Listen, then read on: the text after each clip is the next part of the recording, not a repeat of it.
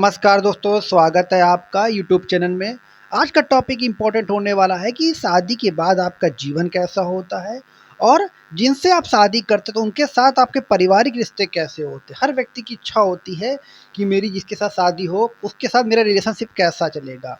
शादी के बाद हमारी अंडरस्टैंडिंग अच्छी बनेगी या नहीं बनेगी, ये हर व्यक्ति की जानने की इच्छा होती है।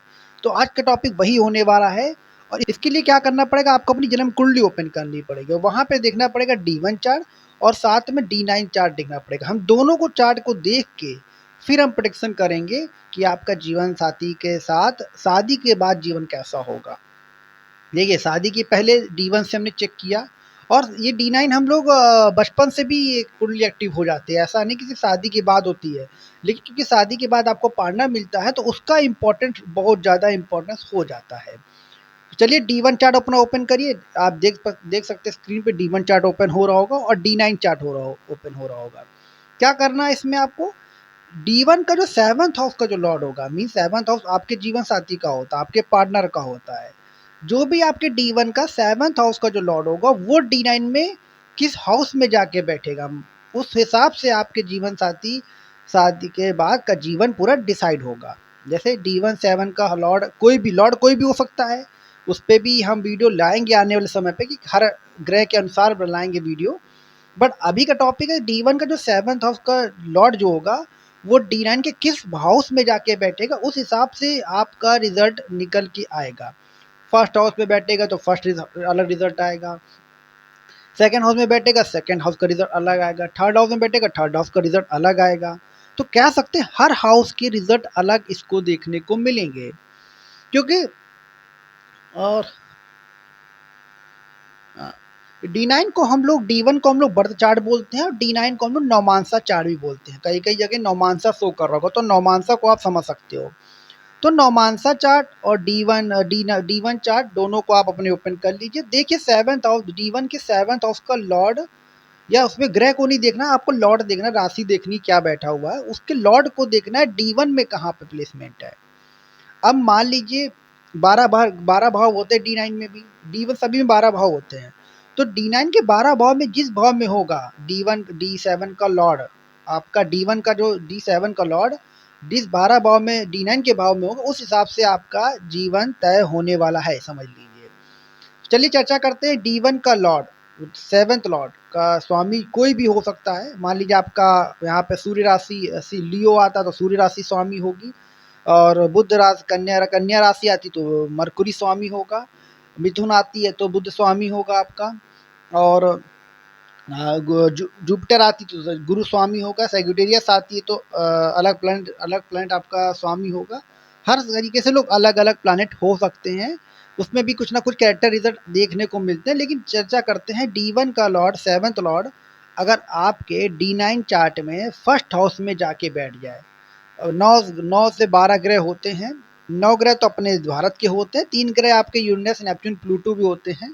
बट हम इस 7th हाउस की भी चर्चा कर पाएंगे, 7 ग्रहों को ही देख सकते हैं 7th हाउस के लॉर्ड से। तो जब भी आपका D1 का लॉर्ड D1 के जब भी आपके D1 चार्ट के 7th हाउस का लॉर्ड अगर आपके D1 D9 चार्ट में फर्स्ट हाउस में बैठा है, जैसे आप स्क्रीन पे देख रहे होंगे, ये इंडिकेट करता है कि आपका जीवन शादी के बाद पूरा बदलने वाला है। आपका पार्टनर आपकी पर्सनालिटी को चेंज कर देगा।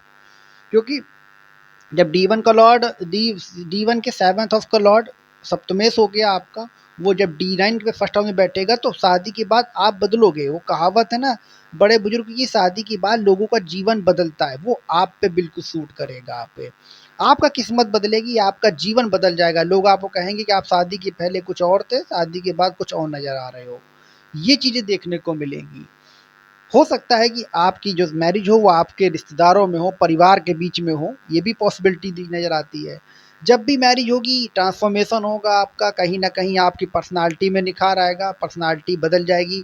आप आप बोरिंग रहना पसंद करते थे तो हो सकता है मैरिज के बाद आप मैरिज सोशल रहना पसंद करने लगोगे। तो पर्सनालिटी का बहुत बड़ा चेंजमेंट आएगा आप में भी और साथ में आपकी पार्टनर में भी, दोनों में। इसका D9 में आपका भी प्रभाव पड़ता है। तो ये ना समझिए कि सिर्फ पार्टनर का ही प्रभाव पड़ रहा है, आप में भी बहुत ज़्यादा प्रभाव पड़ेगा। आप बदलोगे, आपके लुक बदलेगा, आपका तरीका बदलेगा, आपकी बॉडी लैंग्वेज बदलेगी, आपकी पर्सनैलिटी बदल जाएगी। आप जैसे थे वैसे नहीं रहोगे मैरिज के बाद, काफ़ी चीज़ें बदलती हुई नज़र आएगी। और हो सकता है आपका जो सोचने का तरीका, परसेप्शन का तरीका, जो आपकी थिंकिंग हो, जो आपका सोचने का जो दायरा हो, वो भी बदल सकता है आपका। डेफ़िनेटली चांस है। बहुत से लोगों को देखा होगा मैरिज के पहले वो बिल्कुल एटीट्यूड वाले व्यक्ति हुआ करते थे, लेकिन जब ही जैसे ही मैरिज होती है उनका बिल्कुल नॉर्मलाइज़ हो जाते हैं।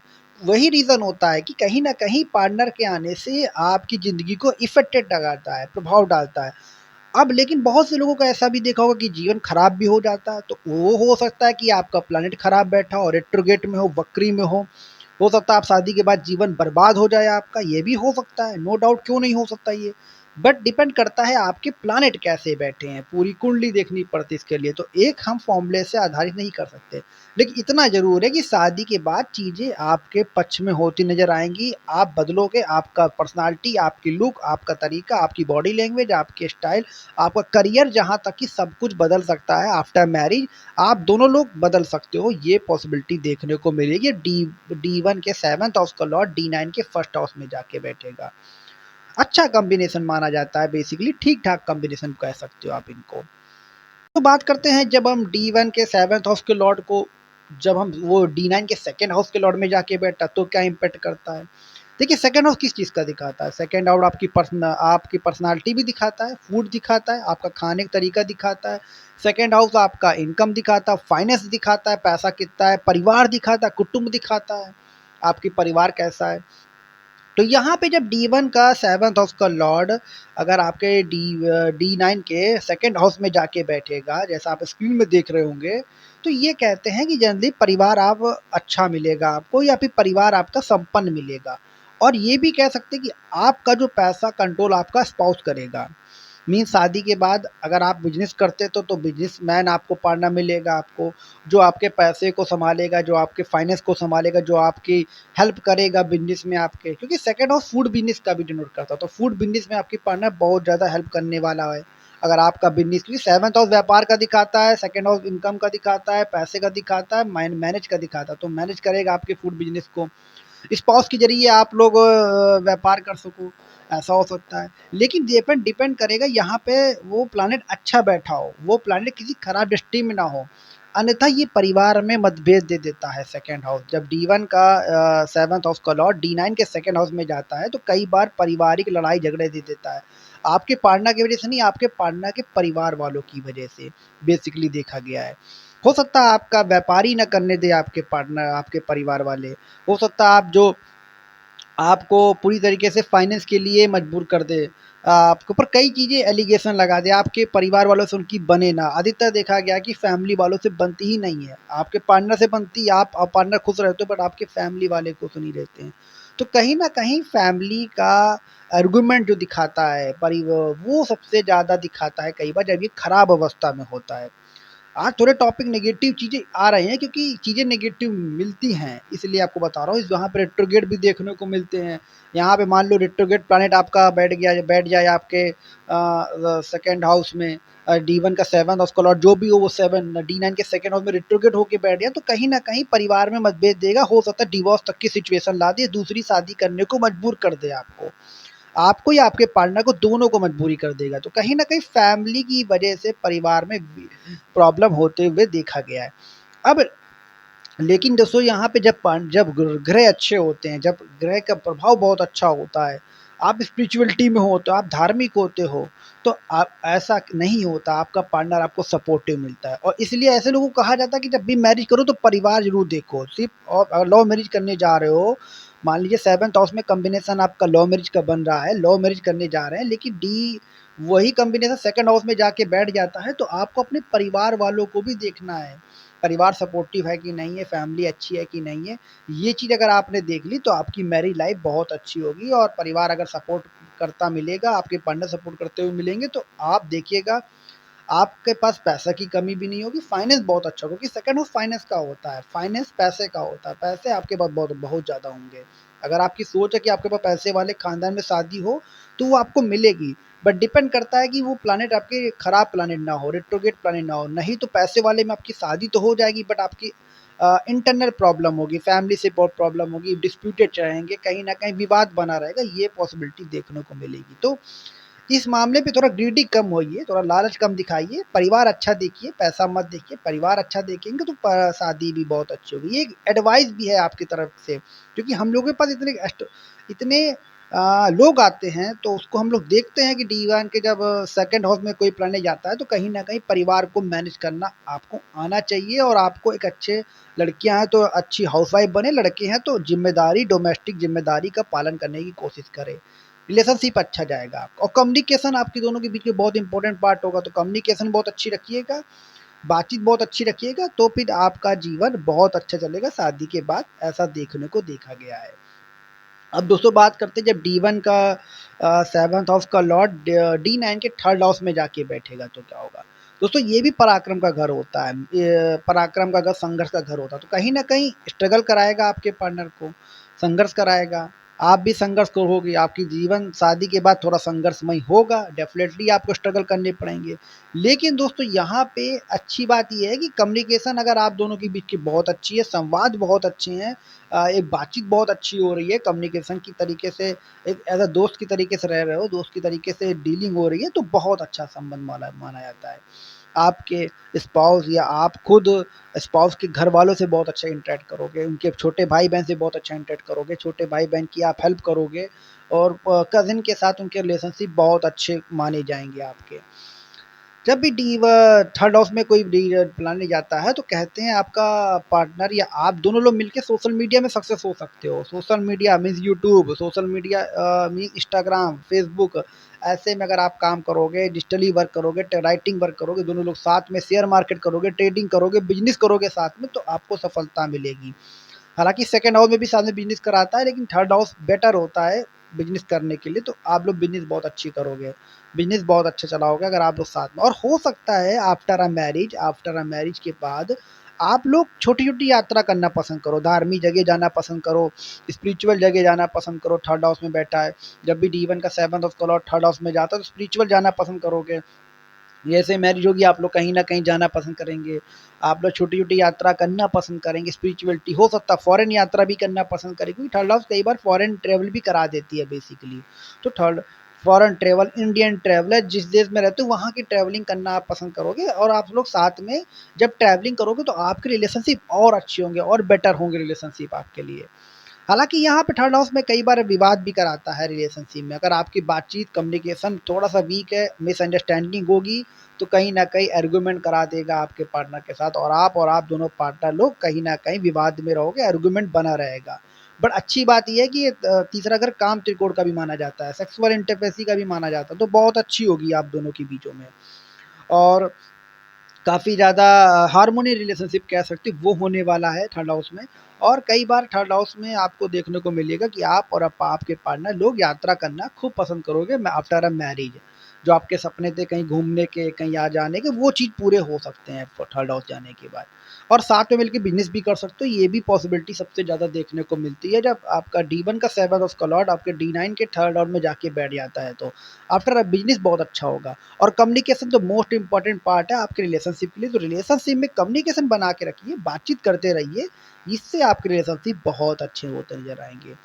अब दोस्तों बात करते हैं, जब डी1 का सेवंथ हाउस का लॉर्ड डी9 के फोर्थ हाउस में जाके बैठता है, तो देखिए फोर्थ हाउस किस चीज़ का होता है, फोर्थ हाउस परिवार का होता है, ये भी परिवार का है, घर की ज़िम्मेदारी का है, घर का है, मकान का है, ज़मीन जायदाद, धन दौलत, संपत्ति, इन सब चीज़ों का फोर्थ हाउस कारक माना जाता है, जो रियल एसेट होते हैं, ज़मीन जायदाद, और माता का भी फोर्थ हाउस होता है। तो यहाँ पे जब डी1 का सेवंथ हाउस का लॉर्ड जब फोर्थ हाउस में जाता है, तो अच्छी बात होती है कि आपकी माता जी से रिलेशनशिप बहुत अच्छी होती है।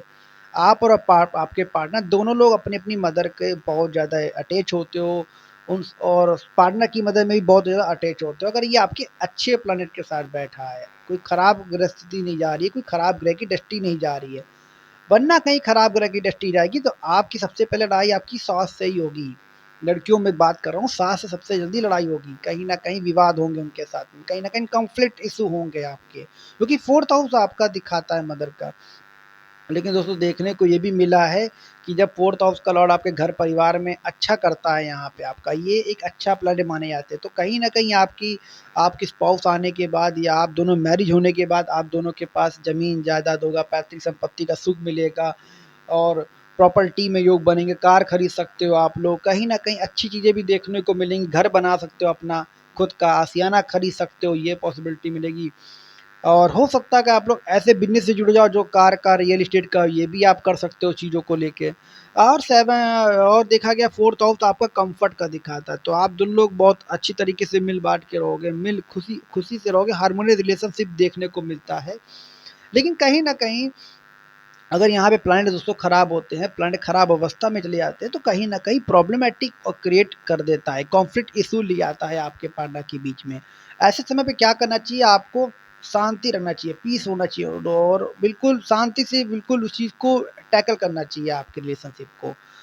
ओवरऑल रिलेशनशिप बहुत अच्छा होता है, D1 का 7th हाउस का लॉर्ड आपका D9 के 4th हाउस में जाता है, तो बहुत अच्छा रिलेशनशिप होता है, बहुत अच्छी अंडरस्टैंडिंग होती है, म्यूचुअल अंडरस्टैंडिंग बहुत अच्छी होती है। बट कहीं न कहीं थोड़ी बहुत मतभेद या थोड़ी बहुत आर्गुमेंट, कॉन्फ्लिक्ट इश्यू बने रहते हैं। अगर ये खराब अवस्था में, खराब डिग्री के साथ बैठा होगा तो। ओवरऑल शादी के बाद जीवन ठीक होता है आपका, बस सास-ससुर से आपको बना के रखनी पड़ेगी, ये चीज़ का आप ध्यान रखिएगा इस चीज़ का। अगर वो अच्छा कर लेते हैं तो जीवन आपका तो फिर परफेक्ट है, कोई दिक्कत नहीं है। अब दोस्तों बात करते हैं जब D1 का 7th हाउस का लॉर्ड 5th हाउस में D9 में जाके बैठ जाता है तो क्या रिज़ल्ट देता है? देखिए जब D9 के 5th हाउस में जब D1 का 7th हाउस का लॉर्ड जब D9 के 5th हाउस में बैठ जाता है जाके, तब जल्दी देखने को मिला कि आपका लव लाइफ बहुत अच्छी होती है, रोमांटिक होते हो सकता है लव मैरिज आपकी करा दे, ये भी पॉसिबिलिटी देखने को मिलती है।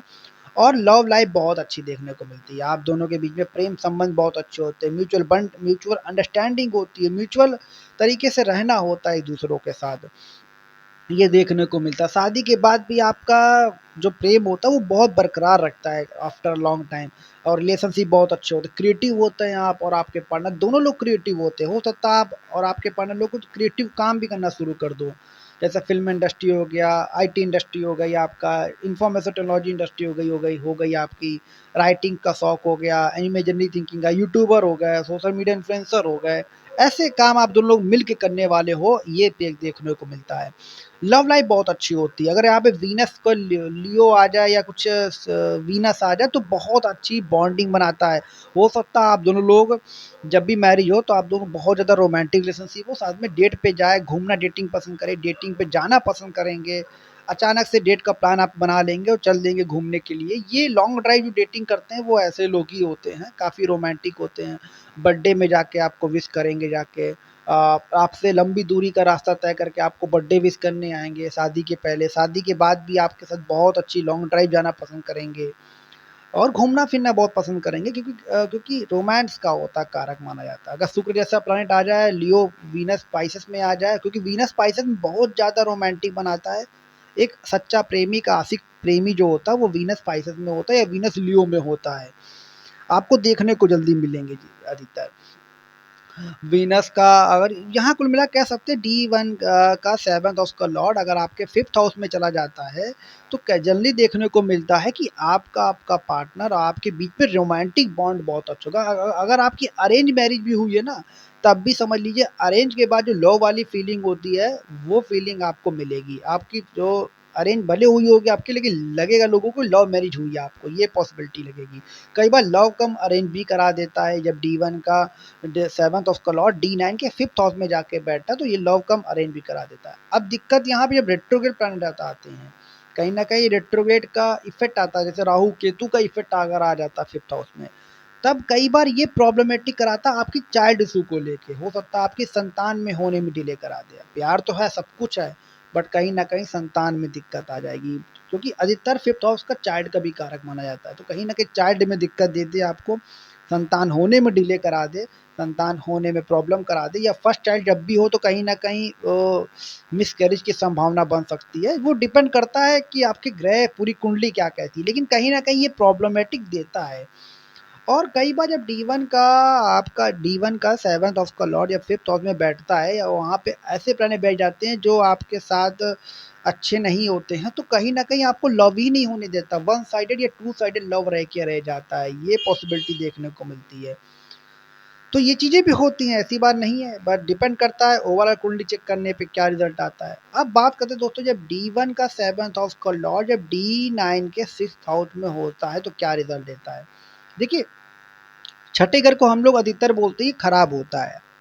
हमारा मानना है, अधिकतर कुंडली भी देखी गई है कि डी9 का जब 6th हाउस का लॉर्ड जब भी आपके कोई भी लॉर्ड हो डी1 में भी छठे घर में बैठ जाए, या फिर डी1 का लॉर्ड 7th हाउस का लॉर्ड वो डी9 में भी छठे घर में बैठ जाए, या डी9 का भी 7th हाउस का लॉर्ड जब छठे घर में आ जाए, 8वें 12वें घर में आ जाए, तब कहा ये जाता है कि अगर आप लोग उस छठे घर से संबंधित कोई काम कर लेते, आप या आपके पार्टनर, तब उसका प्रभाव ऑलमोस्ट कम हो जाता है। तो ये अधिकतर, या फिर आपका पार्टनर वही काम करता हुआ मिले तो बेटर होता है, या आप और आपके पार्टनर लोग ये कोई काम करते होंगे तो बहुत अच्छा माना जाता है।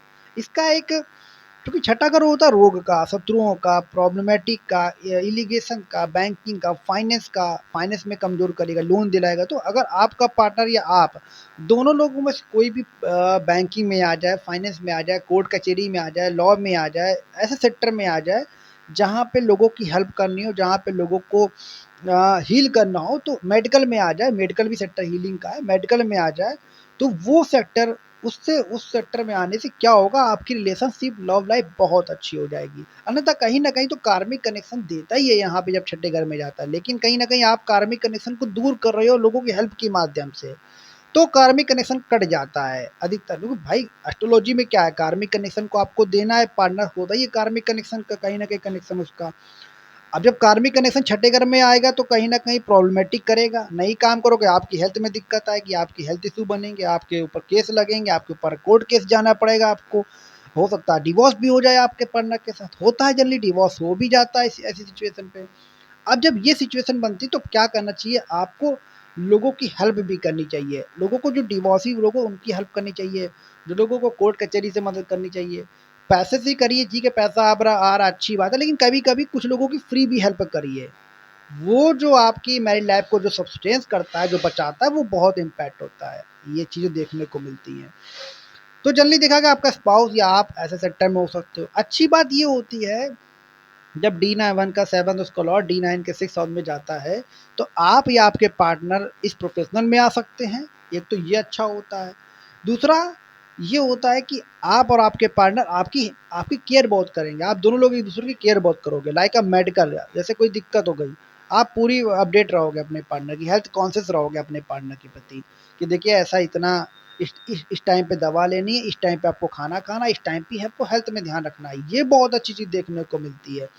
और कहीं न कहीं अगर आपकी मैरिज नहीं हुई है और आपका पार्टनर इस तरीके की हेल्थ कॉन्शियस को लेके आपके ऊपर ध्यान दे रहा है, तो समझ लीजिए वो पार्टनर से ही आप मैरिज करिए, बेटर है। वो आपकी हेल्थ को बहुत अच्छी करेगा, शादी के बाद वो आपका बेस्ट पार्टनर कह सकते हो। तो कहीं न कहीं ये अच्छा पार्टनर है। कुछ एस्ट्रोलॉजर ने इसको कहा बिल्कुल खराब होता है, छठे 8वें घर में खराब माना जाता है, लेकिन अगर आप काम ऐसा करते हो, इस चीज़ों पे लेके हेल्थ लोगों की मदद करते हो, तो ये रिज़ल्ट 90% इसके खराब इम्पैक्ट कम हो जाते हैं, ऑलमोस्ट खत्म हो जाते हैं।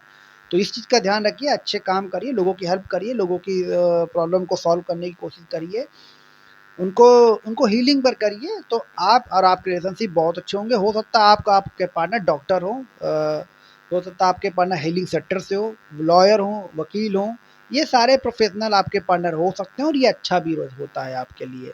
तो ये है डी1 का 7th उसका लॉर्ड डी9 के 6th हाउस में जाता है तो बेटर माना जाता है।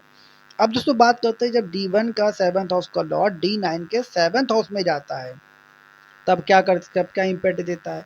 देखिए दोस्तों, तब जब डी1 का 7th हाउस का लॉर्ड डी9 के 7th हाउस में जाता है, तो ये बहुत अच्छा कनेक्शन बनाता है आपके जीवन साथी के साथ। आप और आपके जीवन साथी दोनों एक-दूसरे को अच्छी तरीके से समझने वाले हो, चाहे वो लव मैरिज करो, चाहे वो अरेंज मैरिज करो, दोनों में इफ़ेक्ट बहुत अच्छा देता है। अरेंज मैरिज भी करोगे तो बहुत अच्छा, लव मैरिज भी करोगे तो भी बहुत बेटर है, दोनों बेटर है, कोई बुरा ऑप्शन आपके लिए है ही नहीं यहाँ पे। अब यहाँ पे ये पॉसिबिलिटी होगी, सातवां घर पार्टनरशिप का भी का दिखाता है। हो सकता है आप और आपका पार्टनर शादी के बाद दोनों लोग साथ में बिज़नेस करो, दोनों लोग साथ में कुछ नया स्टार्टअप करो, क्योंकि 7th हाउस इन बिज़नेस का होता है। आप दोनों लोग बिज़नेस करोगे, अगर आप बिज़नेस करते हो, आपका पार्टनर भी बिज़नेस करता है या नहीं भी करता है, जब भी मैरिज होगी आप दोनों लोग साथ में मिलके बिज़नेस करोगे। ये बहुत अच्छा कॉम्बिनेशन अधिकतर मैंने कुंडली में देखा है कि जब डी1 का 7th हाउस का लॉर्ड जब डी9 के 7th हाउस में बैठ जाता तो दोनों लोग बिज़नेस करने वाले पार्टनर होते हैं। दोनों बिज़नेस करेंगे तो बेटर होगा, बहुत अच्छा चलेगा बिज़नेस इनका। और ऐसे लोगों को जनरली ये देखा गया है कि ये लोग विदेश भी निकल जाते हैं जब ऐसी सिचुएशन में। फॉरेन ट्रैवलिंग भी करा देता है, विदेश घूमने चले जाएँगे या फिर विदेश रहने जाएँगे, दोनों पॉसिबिलिटी देगा। रिलेशनशिप बहुत अच्छा होता है। आप लोग रोमांटिक हो तो रोमांटिसिटी बढ़ाता है, हार्मोनी बढ़ाता है, सेक्सुअल इंटीमेसी तक बढ़ा देता है। ये सब चीज़ों के लिए बहुत अच्छा माना जाता है। यहाँ पे आप दोनों के बीच की बहुत अच्छी बॉन्डिंग होगी, बहुत अच्छे रिलेशनशिप होंगे।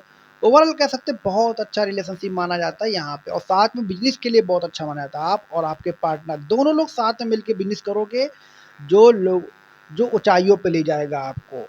पैसा कमाने के लिए, बिज़नेसमैन के लिए सब अच्छे माने जाते हैं। हो सकता है आपका पार्टनर अ, आपका पार्टनर बिज़नेसमैन हो और आप भी बिज़नेसमैन हो। After a marriage you have great business ideas और एक नया बिज़नेस शुरुआत करो, ये भी कह सकते हो आपके साथ हो सकता है।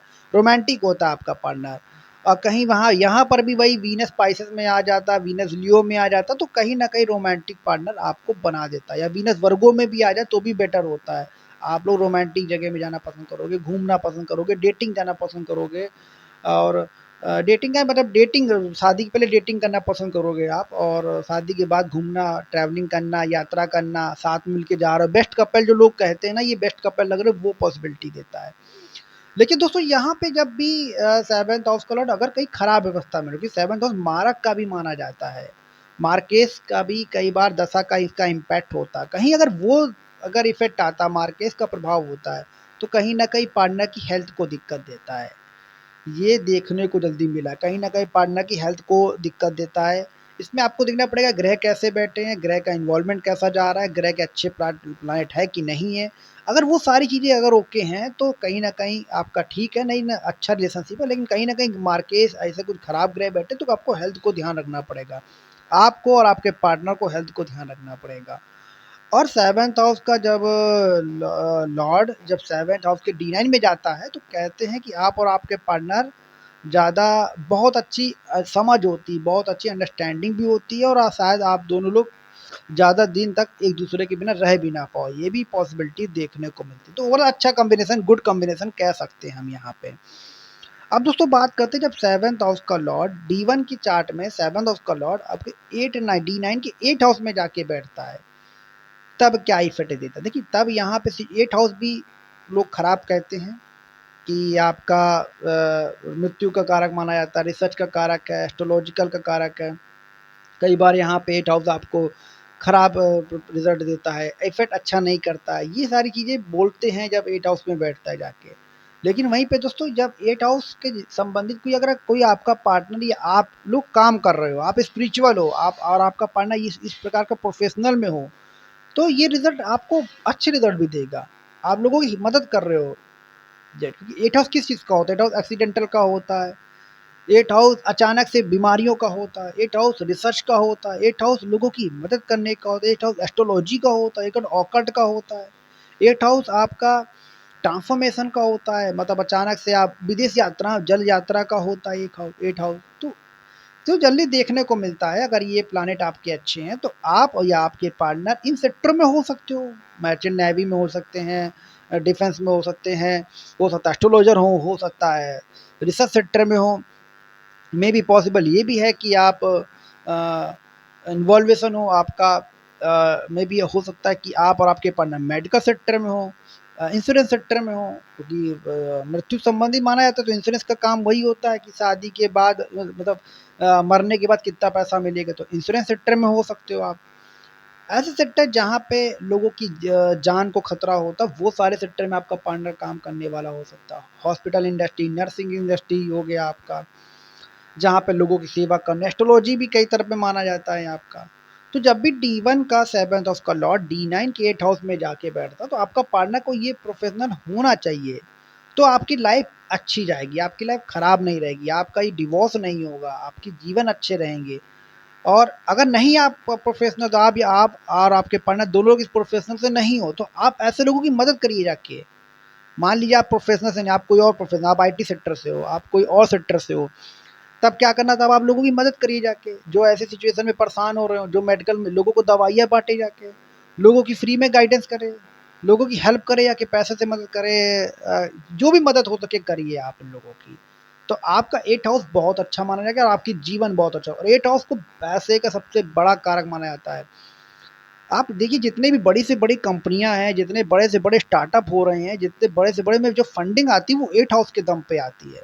तो अधिकतर मैंने ये भी देखा है कि जब भी सेवंथ हाउस का लॉर्ड डी वन का 8 हाउस में जाता है, या फिर डी नाइन का भी सेवंथ हाउस का लॉर्ड 8 हाउस में जाता है, या डी वन का भी सेवंथ हाउस का लॉर्ड 8 हाउस में जाता है, तो जनरली देखा गया है कि आपको फंडिंग बहुत अच्छी मिलती है, आपको स्टार्टअप की फंडिंग बहुत अच्छी मिलती है, खूब पैसा मिलता है आपको कमाने का। एंजल इन्वेस्टर आपको आपके स्टार्टअप में पैसा लगा सकते हैं। जो बड़े-बड़े बिज़नेसमैन होते हैं ना, वो पॉसिबिलिटी देखने को मिलती है। इन्वेस्टर बन सकता है आपका पार्टनर, आप भी इन्वेस्टर बन सकते हो। तो ये पॉसिबिलिटी भी देखने को मिलती है। हालाँकि इसके लिए 11वें घर को भी देखना बहुत ज़रूरी होता है। 11वां घर भी देखते हैं, वो भी इम्पोर्टेंट होता है, बट कहीं न कहीं आज 8 हाउस भी प्रभाव देता है। स्टॉक मार्केट भी 8 हाउस प्रभाव देता है, तो हो सकता है आप स्टॉक मार्केट पे काम करो, ये भी पॉसिबिलिटी दे सकता है। 8 हाउस सास-ससुर का भी होता है, ससुराल वालों का भी कई बार कारक माना जाता है। तो कहीं न कहीं आपको रिलेशनशिप अच्छे बना के रखने पड़ेंगे वहाँ पे। अच्छे नहीं होंगे तो कहीं न कहीं आपकी फैमिली लाइफ़ डिस्ट्रॉय होने की कम प्रॉब्लम में होगी। तो आपको सास-ससुर को भी बना के रखना पड़ेगा।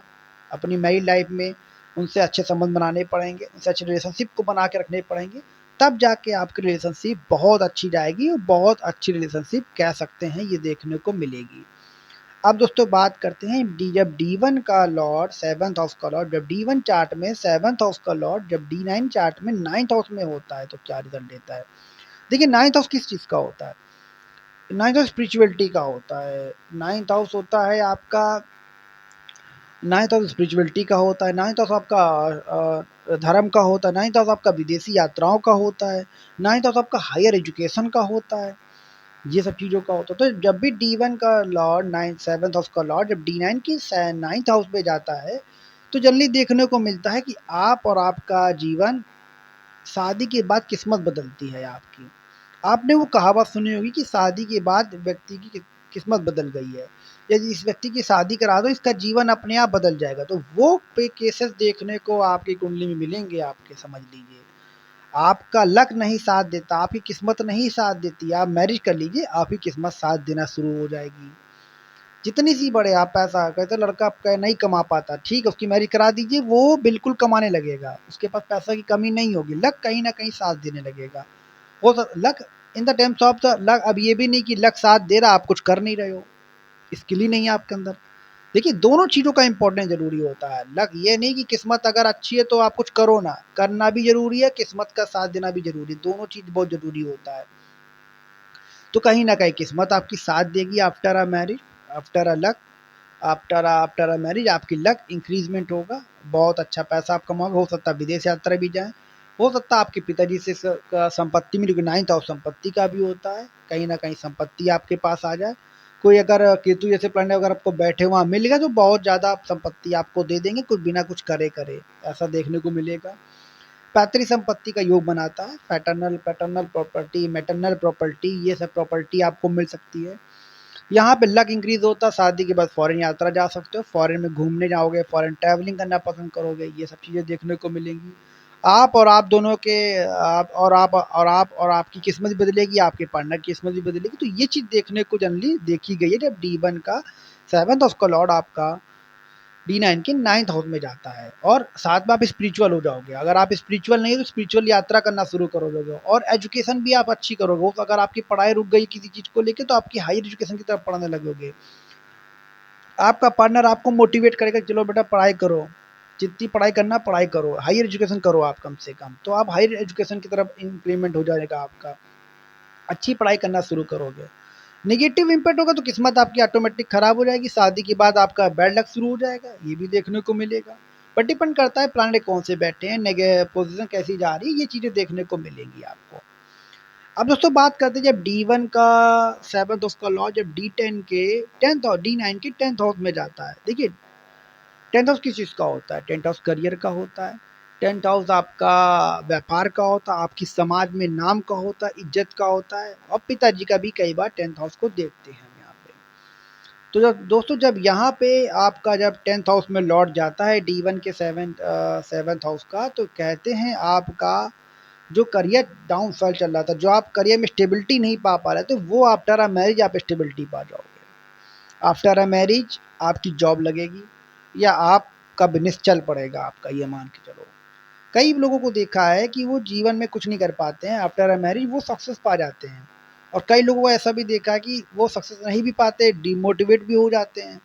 तो वही है ना कि डिपेंड करता है कि प्लैनेट कौन सा बैठा हुआ है, और उसमें रेट्रोगेट तो नहीं प्लैनेट बैठा हुआ। रेट्रोगेट होगा तो कहीं ना कहीं दिक्कत देगा, लेकिन रेट्रोगेट भी अच्छा होता है, शुरुआत के संघर्ष देता है, बट वो कुछ सालों में वो निकाल भी देता है आपको वहां से। तो ऐसा नहीं कि आपका जीवन पूरा ही खराब रहेगा, अच्छा भी रहेगा जीवन।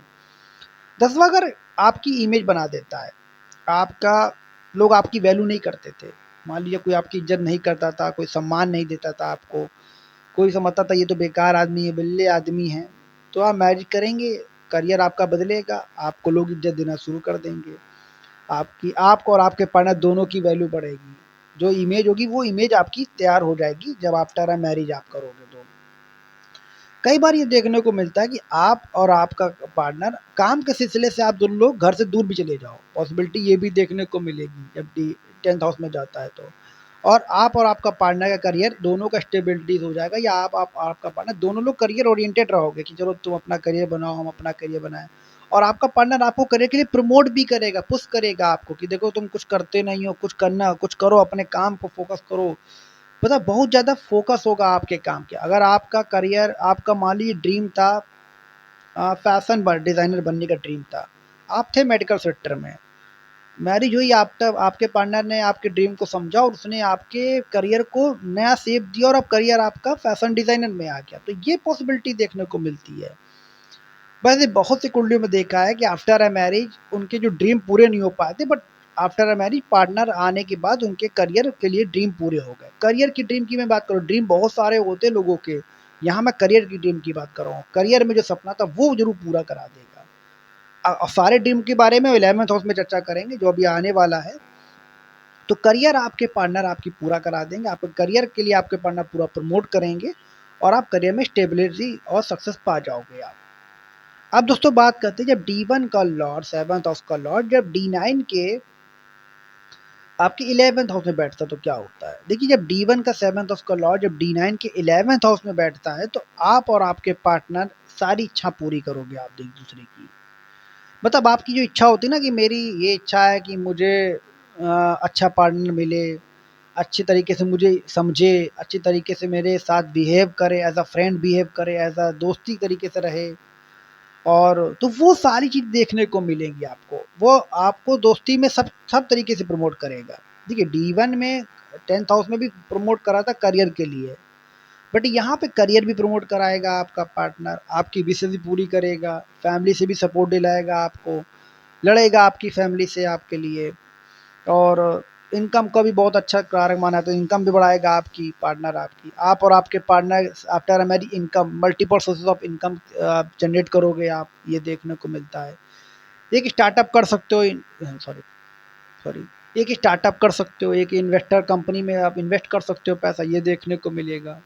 11th हाउस गेन का होता है, प्रॉफिटेबल का होता है, तो कहीं ना कहीं प्रॉफिट होगा, कहीं ना कहीं गेन आपको देखने को मिलेगा, कहीं ना कहीं इनकम के स्रोत आपको तैयार हो देखने को मिलेंगे आपके बेसिकली। तो ये चीज़ अच्छी देखने को मिलेंगी आपको। तो कहीं ना कहीं ये बहुत अच्छा माना जाता है 11th। तो 11th हाउस में कोई ग्रह खराब होता जनरली है नहीं है, बहुत कम देखने को मिला है जब आपका 11th हाउस में कोई प्लानट जाता खराब होता है। तो यहाँ पे आपका राहु हुआ या केतु हुआ या कोई भी प्लानट क्यों ना है, सब अच्छे रिजल्ट देते हैं। तो ये बहुत अच्छा ये होगा कि आपका पार्टनर आपकी सारी विश पूरी करके देगा। आप कहीं मत जाइए, किसी से मत बोलिए, सिर्फ और सिर्फ अपने पार्टनर से बोलिए कि मुझे ऐसा काम करना है, मुझे ऐसी विश चाहिए, वो आपको करके देगा। लेट करके देगा, जल्दी नहीं कर पाएगा, बट करके देगा आपके पार्टनर। तो आपको कहीं जाने की जरूरत ही नहीं है। आप कोई भी प्रॉब्लम सोल्यूशन चाहिए आप अपने पार्टनर के पास जाइए, बस कुछ मत करिए। आफ्टर अ मैरिज आप दोनों लोग सक्सेस पाओगे, आप दोनों लोगों के पास पैसे की कमी नहीं होगी, इंक्रीमेंट होगा, ओवरऑल अच्छा ही है। हर विश पूरी होगी आपके पार्टनर आप दोनों लोग एक दूसरे की विश पूरी करोगे, ये पॉसिबिलिटी देखने को मिलती है। अब दोस्तों बात करते हैं जब D1 का 7th हाउस का लॉ जब D9 के 12th हाउस में जाके बैठता तो क्या रिजल्ट देता है। देखिए 12th हाउस किस चीज़ का होता है? 12th हाउस स्पिरिचुअलिटी का होता है। 12th हाउस आपके स्पिरिचुअलिटी का होता है। 12th हाउस आपका विदेश यात्रा का होता है। 12th हाउस आपका हॉस्पिटल इंडस्ट्री का होता है। तो सबसे पहले कहीं न कहीं आपको तकलीफ़ देगा, हेल्थ इश्यू दे सकता है आपके पार्टनर को, कहीं न कहीं प्रॉब्लम देगा हेल्थ में आपको। बट अगर यहाँ पे ये आप वही काम करते हो, हॉस्पिटल इंडस्ट्री में हो, आप हॉस्पिटल सेक्टर से जुड़े हो, या नहीं काम करते, हॉस्पिटल लोगों की हेल्प करते हो, डॉक्टर हो, डॉक्टरों के साथ लोगों को दवाइयाँ मुफ्त में बाँटते हो, लोगों की दवाइयाँ लोगों को जितनी हेल्प करते हो, तो ये आपका ये 12th हाउस खराब रिज़ल्ट नहीं देगा आपको, बहुत अच्छे रिज़ल्ट देगा आपको। 12th हाउस जनरली देखा गया मोक्ष का कारक माना जाता है, इनलाइटमेंट का कारक माना जाता है। तो आप और आपके partner after a marriage spiritual यात्रा में भी जा सकते हो, स्पिरिचुअल हो जाओगे आप दोनों लोग। अगर आप लोग स्पिरिचुअल नहीं तो आध्यात्मिक में होने वाले हो, आप समझ लीजिए। हो सकता है स्पिरिचुअलिटी कारक भी होगा आपको पार्टनर को मिलाने का, कार्मिक कनेक्शन होता है। आपको मिलाया ही भगवान ने इसलिए होगा कि कहीं न कहीं आप स्पिरिचुअल हो जाओ, कहीं न कहीं स्पिरिचुअलिटी कनेक्शन में आप आ जाओ, ये देखने को मिलता है। तो कहीं न कहीं ये चीज़ देखने को मिलेगी, आप और आपका पार्टनर आफ्टर अ मैरिज बहुत ज़्यादा स्पिरिचुअल हो जाओ, किसी आध्यात्मिक व्यक्ति से जुड़ोगे भी आप, स्पिरिचुअल हो जाओगे आप, ये देखने को जनरली देखा गया है आपका। जब भी D1 का 7th हाउस का लॉर्ड D9 के 12th हाउस में जाके बैठता है, तो आप विदेशी से संपर्क पैसा बहुत अच्छा कमाओगे, विदेशी कंपनी से पैसा बहुत अच्छा कमाओगे। अगर आप चाहते हो विदेशी कंपनी में काम करना, विदेश में जाना, तो विदेशी सेटलमेंट जाना, तो वो सारी पॉसिबिलिटी देखने को मिलेगी।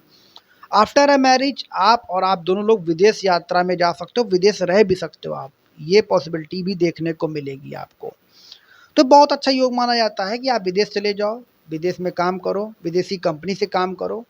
अगर वैसी कंपनी में काम करते हो या फिर हॉस्पिटल इंडस्ट्री में आ जाओ, एनजीओ में आ जाओ, लोगों की समाज सेवा करो, ऐसा कोई काम करते हो तो दोस्तों आपके ये बुरे प्रभाव नहीं देगा 12th हाउस, और ये बहुत अच्छे रिजल्ट देने वाला है आपको। रिट्रोग्रेड भी होगा ना तो कुछ समय तक खराब रिजल्ट देगा, इसके बाद ये रिजल्ट अपने आप अच्छा देने लगेगा। तो जब D1 का 7th हाउस का लॉ जब D9 के 12th हाउस में जाके बैठता है, तो ये बहुत अच्छा रिजल्ट देता है। आप विदेश कमाई करने के लिए, विदेशी इनकम जनरेट करने के लिए, या विदेश में रहने के लिए, विदेशी यात्राओं घूमने के लिए, ये सारी चीज़ें बहुत अच्छी देता है। आप और आपका पार्टनर शादी के बाद आप विदेश निकल सकते हो, समझ लीजिए। तो दोस्तों ये था वीडियो आपका D9 के 7th हाउस का लॉर्ड D1 के 7th हाउस का लॉर्ड D9 के 12th हाउस में जाके बैठता क्या रिजल्ट देता है। अगले वीडियो में हम चर्चा करेंगे D9 के 7th हाउस के लॉर्ड D1 में बैठते तो क्या रिजल्ट देता है, इसका हम रिवर्स करने की कोशिश करेंगे, तो वो बताएंगे आपको हम। चलिए दोस्तों, अगर आपने मेरे चैनल को लाइक नहीं किया, लाइक कीजिए, सब्सक्राइब नहीं सब्सक्राइब कीजिए। वीडियो देखने के लिए धन्यवाद।